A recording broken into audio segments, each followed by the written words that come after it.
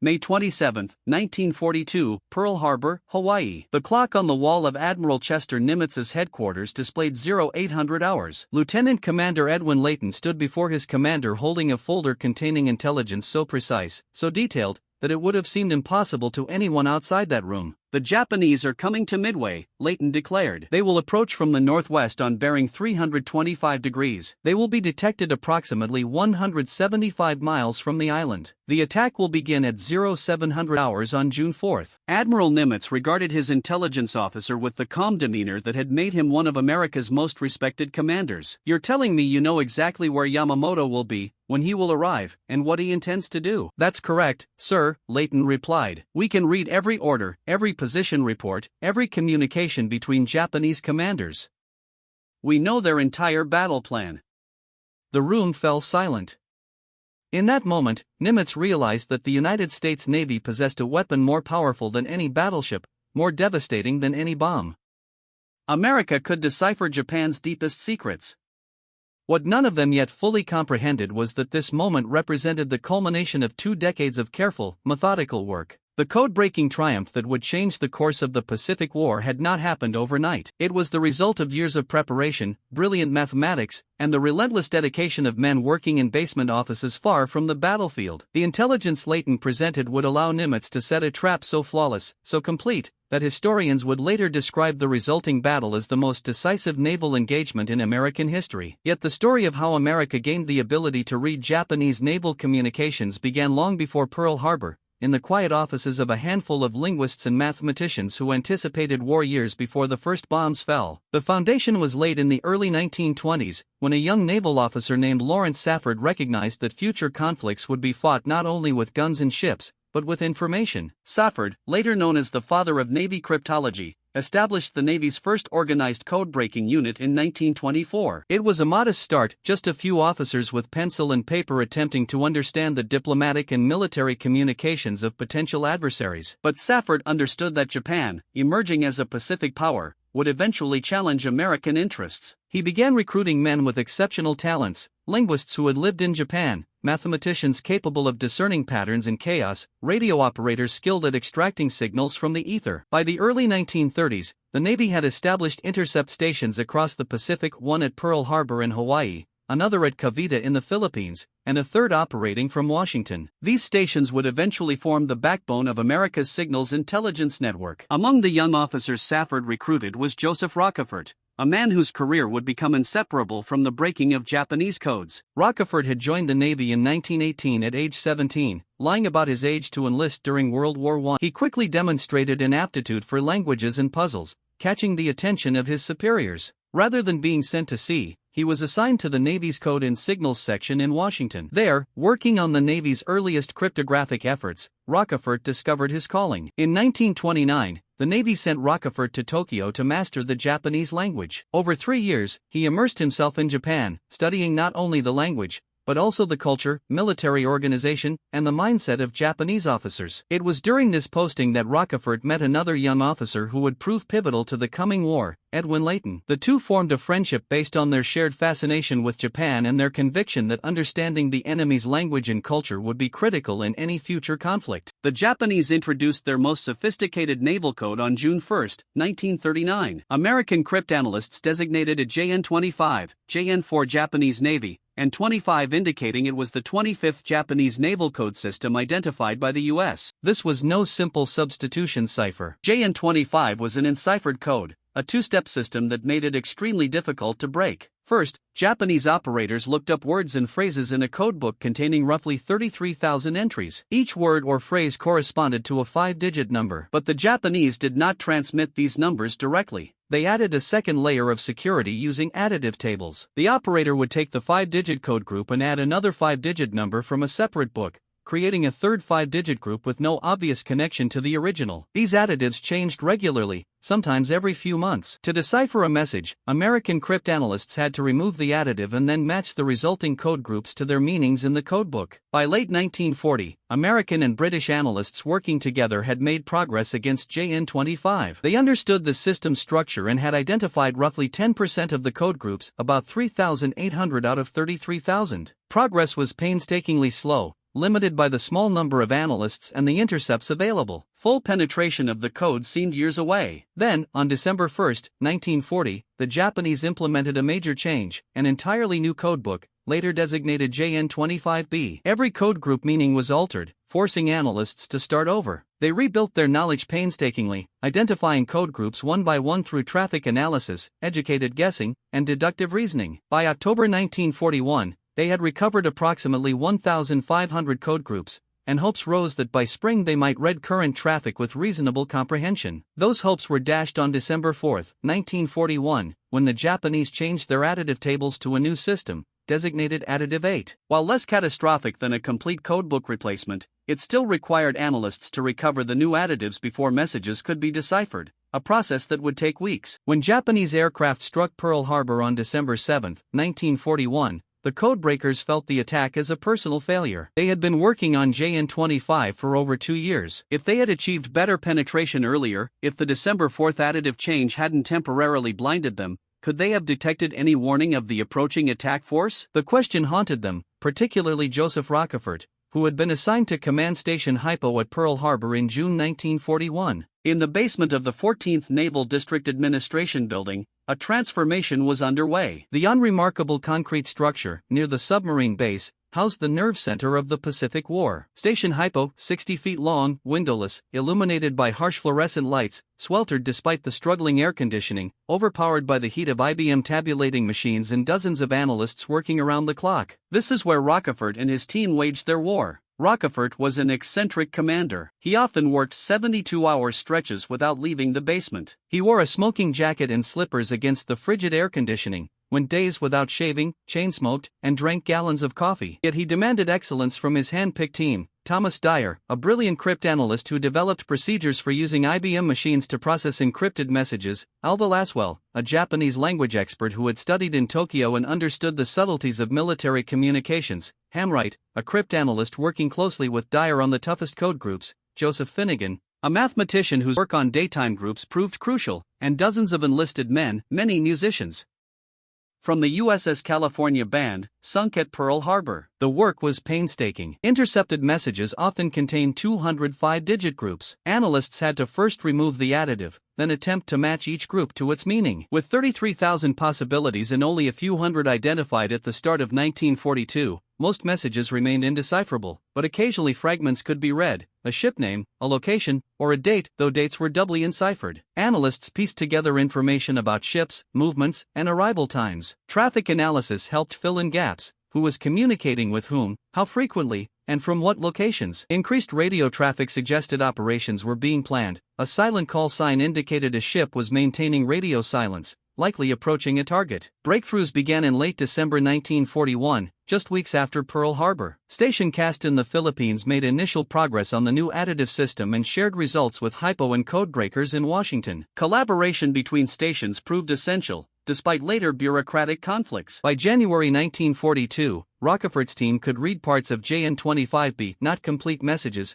perhaps only one word in 5, but enough to begin discerning Japanese intentions. They learned that the Japanese were planning operations in the South Pacific. In February, they detected preparations for an attack on Port Moresby in New Guinea. In March and April, as Japanese forces swept through Southeast Asia and the Dutch East Indies, the Codebreakers tracked their movements, providing Nimitz with intelligence that allowed him to position his forces for maximum effect. The work was exhausting. Rochefort and Dyer alternated 24-hour duty watches that often extended to 36 or even 48 hours straight. The basement room became their universe. They ate there, slept on cots there, worked there until their minds were numb. When they did manage to sleep, they often dreamed in 5-digit number groups. The IBM machines clattered constantly, sorting punch cards, looking for patterns. The machines could process in hours what would take humans weeks, but the machines could only find patterns. Human intelligence was still required to interpret them, to make the intuitive leaps that separated useful intelligence from noise. By April 1942, Hypo was reading approximately 20% of JN25B messages. This was remarkable progress achieved in just 4 months. More importantly, they were reading the right 20%. They had identified code groups for Ship names, for locations, for military units, for common phrases used in operational planning. When a message came in discussing an upcoming operation, they could often determine what, where, and approximately when, even if large portions of the message remained unreadable. This was the situation when, in late April 1942, the analysts began detecting references to a major operation planned for early June. The target was identified by a code group that appeared frequently in the intercepts, AF. The question that would define the next month was simple but critical. What did AF represent? The CRYP analysts had determined that the letter A seemed to designate locations in or near the Hawaiian Islands. They had seen AH used for Oahu. AF might be another location in that general area. Geography and logic suggested Midway Atoll. The tiny island sat 1,000 miles northwest of Honolulu at the far end of the Hawaiian chain. It was strategically important. If Japan took Midway, they would have an advanced base from which to threaten Hawaii itself. But other analysts, particularly those in Washington, disagreed. Some thought AF referred to Johnston Island or even the Illusion Islands off Alaska. Others argued that the Japanese might be planning another thrust south toward Fiji or Samoa. Admiral Ernest King, Commander-in-Chief of the U.S. Fleet in Washington, was skeptical. He had never fully trusted Roche, reviewing him as insubordinate because he often bypassed the chain of command to report directly to Nimitz through Leighton. Roche needed proof. If he was wrong, if Nimitz positioned his limited carrier forces to defend Midway while the Japanese struck elsewhere, the consequences would be catastrophic. The U.S. Navy had only 3 operational carriers in the Pacific. Enterprise and Hornet were in good condition. Yorktown had been badly damaged in the Battle of the Coral Sea in early May and was limping back to Pearl Harbor. Japanese could field at least 6 carriers, including the 4 that had struck Pearl Harbor. Admiral Izuraku Yamamoto, commander of the combined fleet, had never suffered a naval defeat. His forces were experienced, confident, and had been winning steadily for 6 months. A mistake by Nimitz could mean the loss of America's entire carrier force. The Pacific War would be lost before it truly began. The fate of the war in the Pacific would turn on whether AF was Midway. In mid-May 1942, Lieutenant Commander Jasper Holmes of Rochefort staff proposed an elegant solution. If the Japanese were reading American radio traffic, and if AF was indeed Midway, perhaps they could trick the Japanese into confirming it. The plan was simple but brilliant. Midway would send an uncoded radio message. 1. The Japanese could easily intercept, reporting a mechanical problem, something specific enough to be believable, urgent enough that the Japanese might report it in their own coded traffic. Russia took the idea to Leighton. Leighton presented it to Nimitz. Nimitz approved immediately. On May 19, Nimitz sent a message to the commanding officer at Midway via submarine cable, a communication line. The Japanese could not intercept. The message instructed Midway to broadcast in plain language with no encryption that the island's water distillation plant had broken down and they urgently needed fresh water supplies. On May 20, the message went out from Midway. Rochefort and his team waited anxiously. Would the Japanese take the bait? 2 days later, on May 22, Station Hypo intercepted a Japanese intelligence message sent from Tokyo to multiple commands. It stated that AF was reporting a water shortage and would need to transport additional water for the upcoming operation. The room erupted in controlled celebration. AF was Midway. There was no doubt now. Rochefort immediately sent word to Leighton. Leighton briefed Nimitz that same day. The commander of the Pacific Fleet now knew with certainty where the Japanese would strike, but knowing the target was only the first piece of the puzzle. Nimitz needed to know when the attack would come and in what strength. Through the last week of May, Hypo worked around the clock. Every intercepted message was attacked with desperate intensity. They needed the date. Finnegan focused on the super-enciphered date-time groups, the most secure part of the Japanese system. He searched through thousands of messages looking for patterns in how the Japanese encoded dates. On May 25, he found the key. It was a brilliant piece of CRYP analysis that would allow them to read the timing of Japanese Operations. The team immediately began processing the backlog of messages about the AF. Operation. On May 26, the picture became clear. The Japanese were assembling a massive force. For carriers, 2 battleships, numerous cruisers and destroyers, an invasion force with troops to occupy Midway after the airstrike, a submarine cordon to intercept American reinforcements, and a diversionary force that would strike the Aleutian Islands to draw American attention north. The main strike against Midway would come in the first week of June, most likely June 4th or 5th. The attack would come from the northwest, approaching Midway at dawn to launch their aircraft. On the morning of May 27, 1942, as USS Yorktown entered Pearl Harbor with visible battle damage from Coral Sea, Edwin Layton walked into Nimitz's office for the daily intelligence briefing. What he was about to tell the admiral would seem almost impossible. The intelligence from Station Hypo was so precise, so detailed that it included not just the target and the timing, but the exact bearing from which the Japanese would approach, the approximate distance at which they would launch their aircraft, and even the estimated time of the attack. Layton's prediction that the Japanese would approach from bearing 325 degrees at approximately 175 miles from Midway with an attack commencing around 0700 hours on June 4 was based on decrypted Japanese operational orders. Nimitz listened carefully. He asked about confidence levels.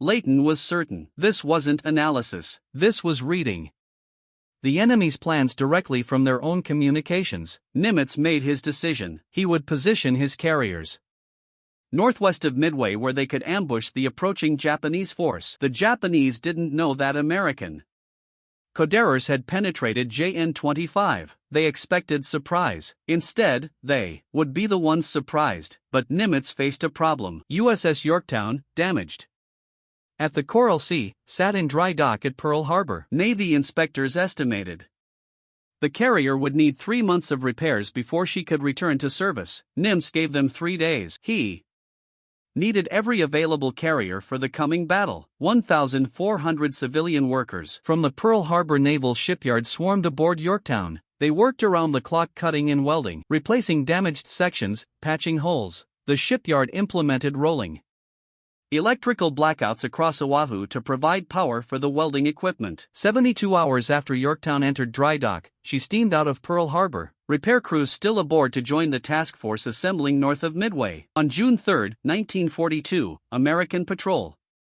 aircraft spotted Japanese ships approaching from the west.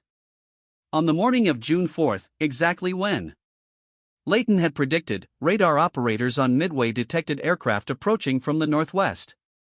At 0702 hours, just 2 minutes after Layton's predicted time, Japanese aircraft struck Midway, but the American carriers were not at Pearl Harbor as the Japanese had expected. They were positioned northeast of Midway, waiting. When Nimitz received the first contact reports that morning, he remarked to Layton that his prediction had been off by only 5 minutes, 5 degrees, and 5 miles. It was one of the most accurate pieces of tactical intelligence in naval history. The Battle of Midway raged from June 4 through June 7, 1942. American dive bombers caught 3 Japanese carriers, Akagi, Kaga, and Soryu, with their aircraft being rearmed on deck. Within minutes, all 3 were burning and would later sink. The 4th carrier, Hiu, launched a counterattack that damaged Yorktown, but American aircraft found and destroyed Hiria that afternoon in exchange for Yorktown and the destroyer USS Hammond, which was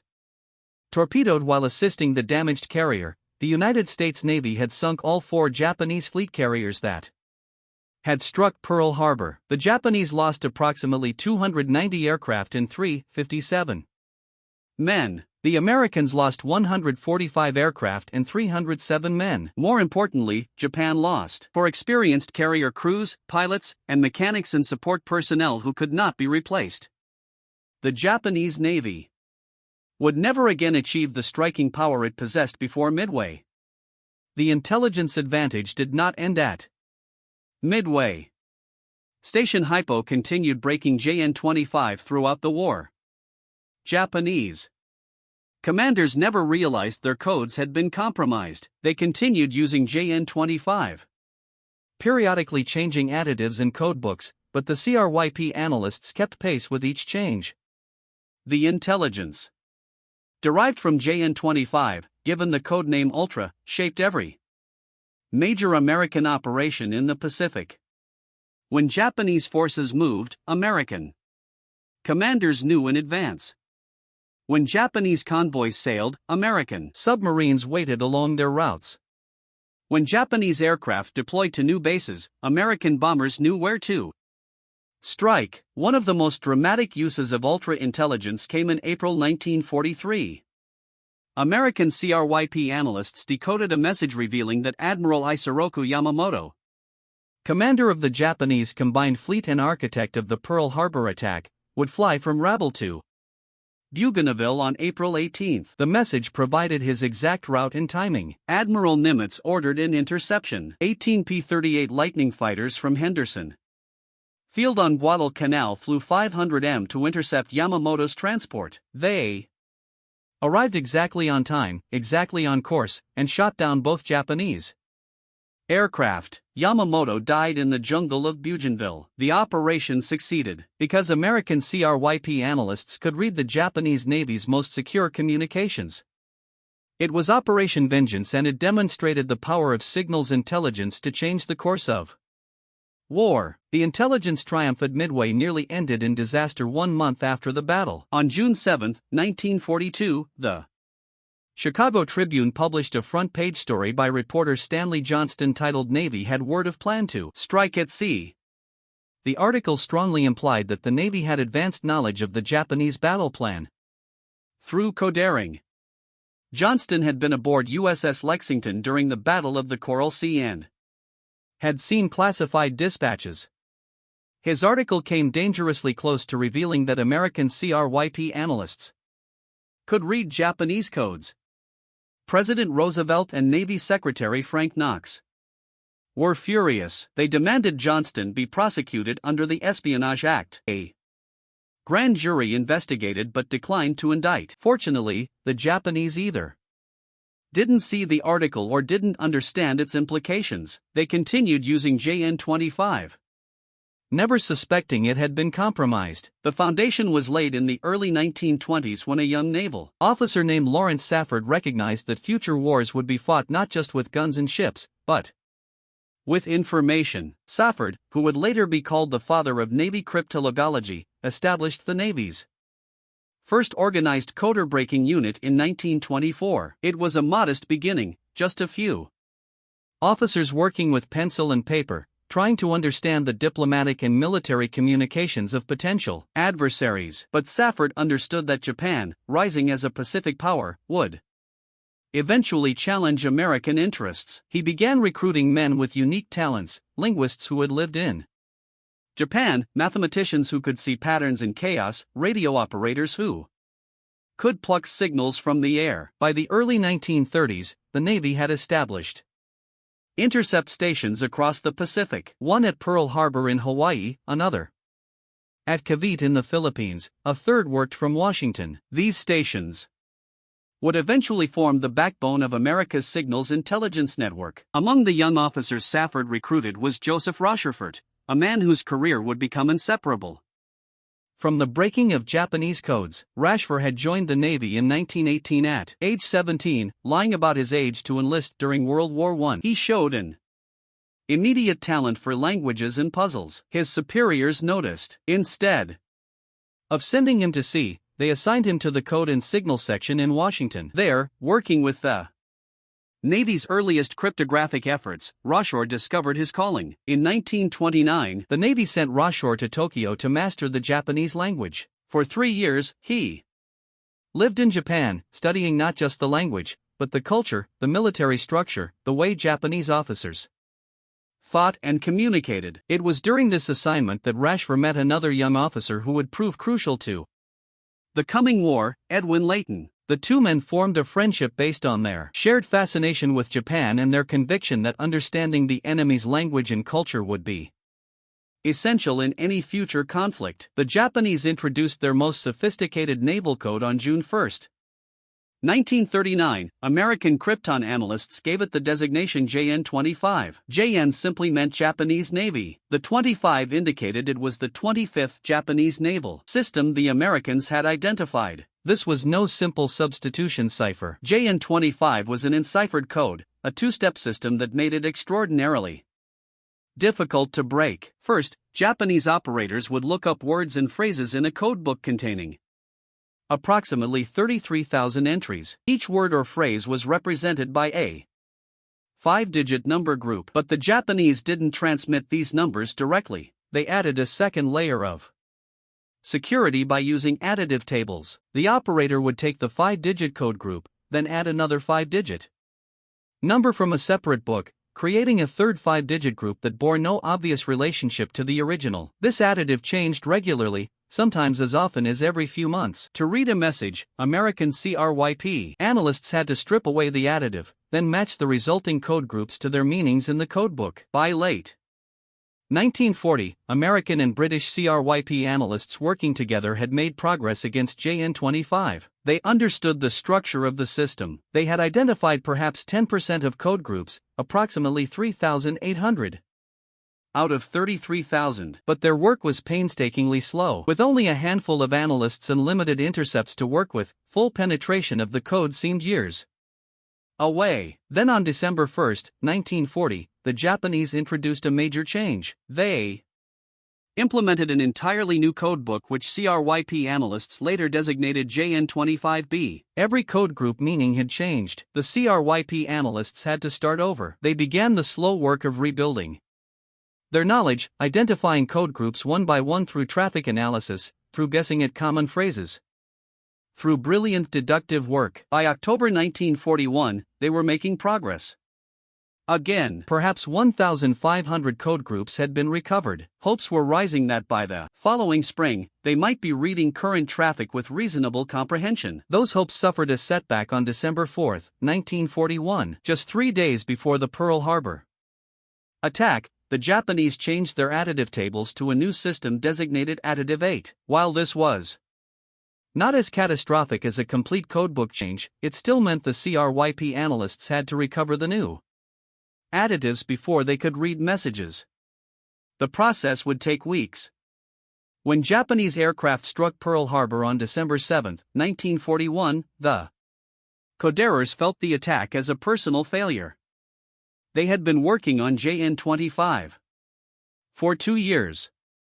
If they had achieved better penetration earlier, if the December 4th additive change hadn't temporarily blinded them, might they have detected some indication of the approaching attack force? The question would haunt them, particularly Joseph Rasher, who had been assigned to take command of Station Hypo at Pearl Harbor in June 1941. In the basement of the 14th Naval District Administration Building at Pearl Harbor, a transformation began. The liver SLE of the 11-tooth building sat near the submarine base, an unremarkable concrete structure that few people paid attention to.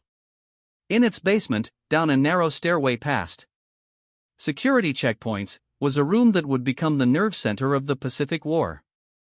Station Hypo 60 feet long, windowless, illuminated by harsh fluorescent lights that hummed constantly. The air conditioning fought a losing battle against the heat generated by IBM tabulating machines and the bodies of dozens of analysts working around the clock. This was where Joseph Rasher and his team would wage their war. Rasherford was an eccentric commander by any standard. He often worked 72-hour stretches without leaving the basement. He wore a smoking jacket and slippers because the air conditioning made the room frigid at night. He went days without shaving. He chain smoked and drank coffee by the gallon. But he demanded excellence from himself and his team. He had handpicked many of them. Thomas Deere, a brilliant CRYP analyst who would prove instrumental in breaking JN-25, and who had developed procedures for using IBM machines to process encrypted messages. Alva Laswell, a Japanese language expert who had studied in Tokyo and could understand the nuances of military communications. Hamright, a CRYP analyst who worked closely with Deere on the most difficult code groups. Joseph Finnegan, a mathematician whose work on daytime groups would prove crucial, and dozens of enlisted men, many of them musicians. From the band of the USS California, which had been sunk at Pearl Harbor. These men had nowhere to go, so they were assigned to Hypo. Many proved to have the mathematical and analytical minds needed for codebreaking. Reshape believed that musicians who could read sheet music possessed pattern recognition skills that translated perfectly to spotting recurring number groups in encrypted messages. The work at Station Hypo was tedious and exhausting. Intercepted messages arrived as strings of 5-digit numbers. Hundreds of messages per day. By early 1942, each message had to be processed. First, analysts stripped away the additive values if they had recovered them. Then they tried to match the resulting code groups to known meanings, but most code groups remained unknown. The analysts maintained card files with every occurrence of every code group, noting the context, the sender, the recipient, trying to deduce meanings through repetition and association. When a code group appeared frequently in messages about carrier operations, it might mean carrier or aircraft or fuel or ammunition. The analysts had to use logic, intuition, and painstaking cross-referencing to narrow down the possibilities. The IBM tabulating machines helped. These were the same machines corporations used for accounting and data processing. Thomas Dyer had pioneered their use in CRYP analysis during the 1930s. At Station Hypo, punch card operators transferred intercepted messages onto cards. The machines could sort, count, and cross-reference at speeds impossible for human operators. When a particular code group appeared, the machine could instantly retrieve every previous occurrence. This allowed analysts to see patterns that would have taken weeks to find manually. The machines clattered day and night. The punch card operators, many of them women from the Navy clerical staff, became expert at preparing data for the crypt analysts to examine. Progress came slowly through the winter of 1941 and into early 1942. By Christmas 1941, Station Hypo had recovered enough of the new additive system to begin reading portions of messages again. By February, they were identifying new code groups daily. By April 1942, perhaps 20% of intercepted traffic was comprehensible. The analysts could read about one word in 5. This sounds minimal, but in military communications, it was often enough. Japanese naval messages followed standard formats: position reports, fuel status, personnel assignments, operational orders, all used predictable structures. If the analysts knew the message type and could read 20% of the words, they could often deduce the rest. One breakthrough proved particularly valuable. Joseph Finnegan, the mathematician, noticed that date and time information in messages was encrypted using a special system. The Japanese didn't want to reveal when operations would occur, so dates and times were enciphered with extra care. But Finnegan discovered a pattern. He developed what he called a 12 by 31 garble check, a mathematical method for testing whether a suspected date-time code group was correct. By April 1942, Station Hypo could determine the dates mentioned in messages, even when the rest of the message remained partially obscure. This would prove crucial in the weeks ahead. Through April and early May 1942, Station Hypo analysts noticed increasing references to an objective designated AF. The Japanese used 2-letter codes for locations to keep them secret. Pearl Harbor was A, the illusions were AO, but AF appeared with unusual frequency. Messages mentioned troop concentrations, air units, supply ships, all in connection with AF. The traffic suggested a major operation was being planned. But where was AF? Some analysts in Washington believed it might be the Aleutians, America's northernmost territory. Others thought perhaps it was Port Moresby in New Guinea or even the west coast of the United States. Reshape and his team at Station Hypo believed AF was Midway Island, a small American outpost roughly 1,300 m northwest of Hawaii. But belief wasn't enough. Nimitz needed proof before he could commit his limited carrier forces. In mid-May 1942, Captain Wilfred Holmes, a submarine officer assigned to Station Hypo, proposed a clever solution. If AF was Midway, perhaps they could trick the Japanese into confirming it. Holmes suggested that Midway be instructed to send an uncoded radio message reporting a problem with their water distillation equipment. The message would mention that fresh water was running short. If Japanese intelligence was monitoring Midway, as they surely were, they would Intercept this message. If AF was indeed Midway, Japanese communications might then reference the water shortage. Nimitz approved the plan. On May 19 and 20, 1942, Midway sent the uncoded message via underwater cable to Pearl Harbor, which then transmitted it by radio in a low-level cipher the Japanese had already broken. The message reported mechanical problems with the water distillation plant and requested emergency shipments of fresh water. Station hypo analysts waited. Within 48 hours on May 22, they intercepted a Japanese intelligence report. After stripping away the encryption, the message stated that AF was short of water. It was the confirmation Rashford needed. AF was definitely Midway. The analysts could now focus all their efforts on determining when the attack would come and what forces the Japanese would commit. The intelligence picture came into focus rapidly during the final days of May. Station Hypo was now processing between 500 and 1,000 messages per day as Japanese units coordinated their movements toward the objective. Each message added detail to the emerging picture. The crypt analysts identified the carriers that would participate: Akagi, Kaga, Soro, Hiru. All four had struck Pearl Harbor 6 months earlier. They tracked the departure dates of various units from Japanese bases. They plotted the approach route. They estimated the composition of the invasion force. On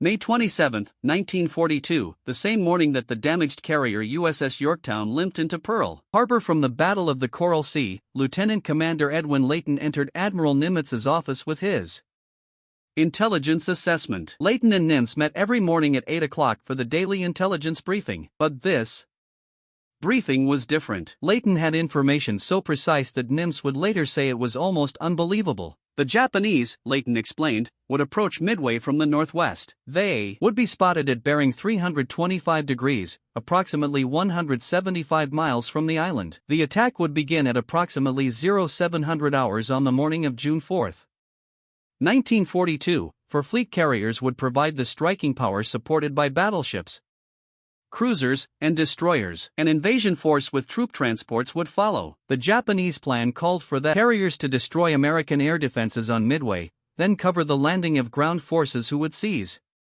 the island. What made Layton's briefing remarkable was not just the detail, but the confidence with which he presented it. This wasn't guesswork or analysis based on incomplete information. This was intelligence derived from reading the enemy's communications. Russia and his team at Station Hypo had broken JN-25 well enough to read Japanese operational orders. They knew the enemy's plan as clearly as if they had been sitting in Admiral Yamamoto's planning sessions. Nimitz absorbed the information calmly. He asked questions about confidence levels, about alternative interpretations, about what might happen if the intelligence was wrong. Layton answered each question. He was confident. Station Hypo had checked and rechecked their analysis. Multiple messages from multiple sources all told the same story. The Japanese were coming to Midway and they were coming on June 4. Nimitz made his decision. He would position his carriers northwest of Midway where they could ambush the approaching Japanese force. The Japanese didn't know that American Codebreakers had penetrated JN-25. They expected surprise. Instead, they would be the ones surprised. But Nimitz faced a problem. USS Yorktown, damaged at the Coral Sea, sat in dry dock at Pearl Harbor. Navy inspectors estimated the carrier would need 3 months of repairs before she could return to service. Nimitz gave them 3 days. He needed every available carrier for the coming battle. 1,400 civilian workers from the Pearl Harbor Naval Shipyard swarmed aboard Yorktown. They worked around the clock cutting and welding, replacing damaged sections, patching holes. The shipyard implemented rolling electrical blackouts across Oahu to provide power for the welding equipment. 72 hours after Yorktown entered dry dock, she steamed out of Pearl Harbor, repair crews still aboard, to join the task force assembling north of Midway. On June 3, 1942, American patrol aircraft spotted Japanese ships approaching from the west. On the morning of June 4, exactly when Layton had predicted, radar operators on Midway detected aircraft approaching from the northwest. At 0702 hours, just 2 minutes after Layton's predicted time, Japanese aircraft struck Midway. But the American carriers were not at Pearl Harbor as the Japanese had expected. They were positioned northeast of Midway, waiting. When Nimitz received the first contact reports that morning, he remarked to Layton that his prediction had been off by only 5 minutes, 5 degrees, and 5 miles. It was one of the most accurate pieces of tactical intelligence in naval history. The Battle of Midway raged from June 4 through June 7, 1942. American dive bombers caught 3 Japanese carriers, Akagi, Kaga, and Soryu, with their aircraft being rearmed on deck. Within minutes, all 3 were burning and would later sink. The 4th carrier, Hiyu, launched a counterattack that damaged Yorktown, but American aircraft found and destroyed Hiyu that afternoon, in exchange for Yorktown and the destroyer USS Hammond, which was torpedoed while assisting the damaged carrier. The United States Navy had sunk all 4 Japanese fleet carriers that had struck Pearl Harbor. The Japanese lost approximately 290 aircraft and 357 men. The Americans lost 145 aircraft and 307 men. More importantly, Japan lost 4 experienced carrier crews, pilots, and mechanics and support personnel who could not be replaced. The Japanese Navy would never again achieve the striking power it possessed before Midway. The intelligence advantage did not end at Midway. Station Hypo continued breaking JN-25 throughout the war. Japanese commanders never realized their codes had been compromised. They continued using JN-25, periodically changing additives and codebooks, but the CRYP analysts kept pace with each change. The intelligence derived from JN-25, given the codename Ultra, shaped every major American operation in the Pacific. When Japanese forces moved, American commanders knew in advance. When Japanese convoys sailed, American submarines waited along their routes. When Japanese aircraft deployed to new bases, American bombers knew where to strike. One of the most dramatic uses of ultra-intelligence came in April 1943. American CRYP analysts decoded a message revealing that Admiral Isazoroku Yamamoto, commander of the Japanese Combined Fleet and architect of the Pearl Harbor attack, would fly from Rabaul to Bougainville on April 18. The message provided his exact route and timing. Admiral Nimitz ordered an interception. 18 P-38 Lightning fighters from Henderson Field on Guadalcanal flew 500M to intercept Yamamoto's transport.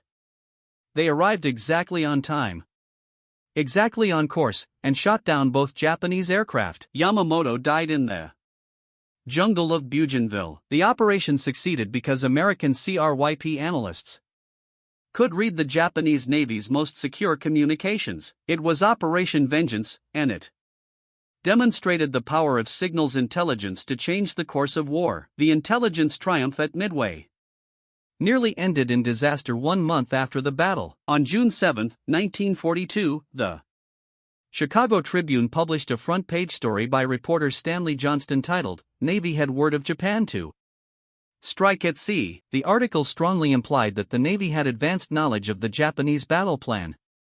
Through Codebreaking, Johnston had been aboard USS Lexington during the Battle of the Coral Sea and had seen classified dispatches. His article came dangerously close to revealing that American CRYP analysts could read Japanese codes. President Roosevelt and Navy Secretary Frank Knox were furious. They demanded Johnston be prosecuted under the Espionage Act. A grand jury investigated, but declined to indict. Fortunately, the Japanese either didn't see the article or didn't understand its implications. They continued using JN-25, never suspecting it had been compromised. Joseph Rosher received no medal for his achievement. In October 1942, despite having supplied the intelligence that enabled the triumph at Midway, Rashford was removed from Station Hypo and reassigned to supervise the construction of floating dry docks on the West Coast. This reassignment resulted from bureaucratic infighting in Washington. Admiral Ernest King's intelligence staff, led by Captain John Redman and his brother, Commander Joseph Redman, resented that Rashford communicated directly with Nimitz rather than channeling intelligence through Washington. They also disputed some of Rashford's evaluations. When Admiral Nimitz recommended Rashford for the Distinguished Service Medal immediately after Midway, Admiral King rejected the nomination. Rashford would spend the remainder of the war in obscurity, his contributions known only to a small circle of intelligence specialists. The injustice haunted those who understood Rashford's accomplishments. Edwin Layton, who worked alongside Rashford during those critical months, wrote in his memoir that the treatment of Rashford was one of the great wrongs of the war. Admiral Nimitz agreed. After the war, Nimitz supported efforts to secure recognition for Rashford, but the intelligence bureaucracy resisted. In 1957, Station Hypo received a Presidential Unit Citation for its efforts before and during the Battle of Midway. Rashford attended the ceremony in Washington. It was some acknowledgement, but not the recognition he truly deserved. He died on July 20, 1976, in Torrance, California, at age 76, still without the individual honor his achievement merited. A decade after Rashford's death, the Navy finally corrected the oversight. On May 30, 1986, President Ronald Reagan posthumously awarded Rashford the Distinguished Service Medal at a White House ceremony. Captain Rashford's children attended along with senior defense officials, including Vice Admiral William Stewdman, Director of the National Security Agency, and Vice President George Bush. The citation lauded Rashford's decisive contributions to the U.S. victory at Midway and highlighted that his brilliant and tireless efforts were largely responsible for the outcome. Though belated, this recognition restored Rashford's place in history. Today, the Navy's intelligence school at Dam Neck, Virginia, bears Rashford's name, ensuring that future intelligence officers learn the story of the man who deciphered Japan's codes and altered the course of the Pacific War. Edwin Layton, Rashford's colleague who briefed Admiral Nimitz on May 27, 1942, also remained unrecognized for decades. He served as Nimitz's intelligence officer throughout the Pacific War, providing accurate assessments that shaped every major operation. After the war, Layton retired with the rank of Rear Admiral but remained silent about the code-breaking operation, as the work of Station Hypo remained classified. Not until the 1970s, when the National Security Agency began declassifying World War II signals intelligence documents,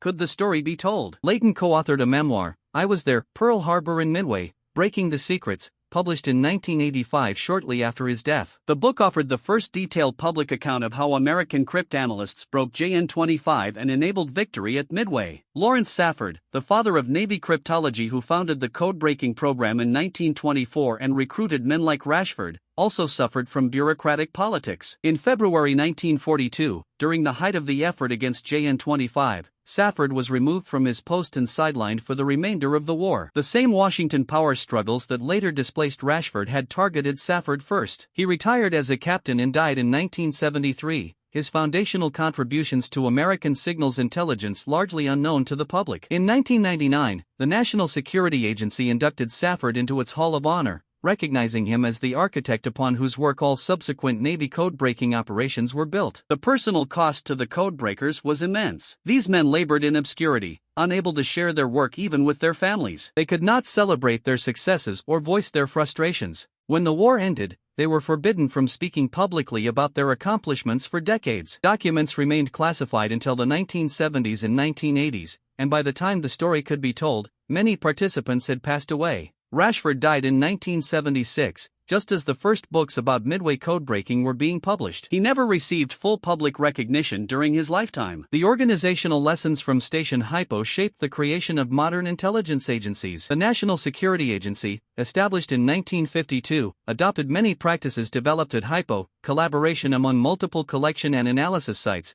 the use of technology to process large volumes of data, the value of language proficiency and cultural understanding, and the need for analysts to have direct access to operational commanders. These principles, proven effective in the Pacific War, became foundational to American signals intelligence. The story also highlights the importance of individual brilliance. Rashford's intuitive grasp of Japanese thinking, Finnegan's breakthroughs on daytime encryption, Deere's mathematical insights, Laswell's language expertise, Holmes's clever tactics, and Layton's ability to relay intelligence effectively to Nimitz were all indispensable. No single person could have deciphered JN-25 alone. It required a team of specialists, each contributing unique skills, guided by leadership capable of harnessing their talents effectively. Rashford fostered an environment where brilliant but unconventional individuals could excel, shielding them from bureaucracy, providing resources, and trusting their judgment. The technology at Station Hypo, primitive by modern standards, was revolutionary at the time. IBM punch card machines processed data at astonishing speeds for 1942,